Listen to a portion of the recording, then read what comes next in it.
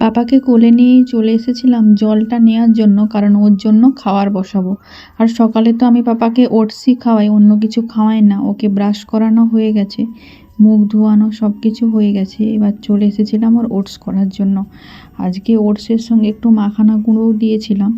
এই দেখো, প্রথমে ওটসটা কয়েক চামচের মতো দিয়ে দিলাম, আর তারপরে একটু মিছরি দিয়েছি।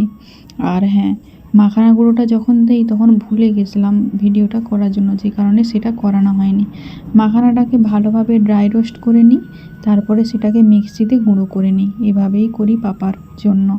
তো যাই হোক, পাপাকে খাওয়ানো হয়ে গেছে। আর এদিকে ভাতটা বসাতে চলে এসেছি, কারণ যত তাড়াতাড়ি করা সম্ভব। আর নিজেদের জন্য একটু চা বানাচ্ছিলাম। চা তো প্রত্যেক দিন সকালে খাই, তবে আজকে একটু দেরি হয়ে গেল খেতে, অনেকটাই পরিমাণ। যেমন ধরো এখন ঘড়ির কাঁটায় প্রায় 10টার মতো বাজে।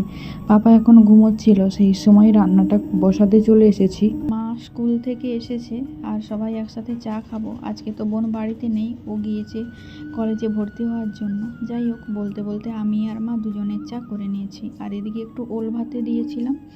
আর আজকে রান্না করব এই সমস্ত সবজি দিয়ে আর আদা জিরে বাটা দিয়ে এই মাছের ঝোল আর কি।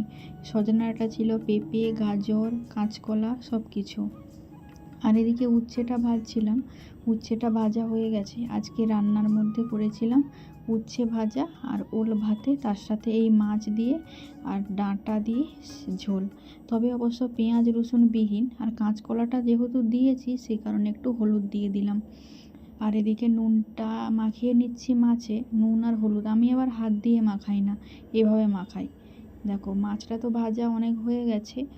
আর এই মাছগুলো বাকি ছিল, তাই এই মাছগুলোকেও ভেজে নিচ্ছিলাম। সমস্ত মাছ ভেজে নিয়েছি। আর পাপাকে কিন্তু আমি এই সেদ্ধ ঝোলটাই খাওয়াই। এই অল্প তেলে করি আর এটাই খাওয়াই। তবে হ্যাঁ, কুকারে দিয়ে দিই সমস্ত জিনিস, ওটাই খেয়ে নেয়।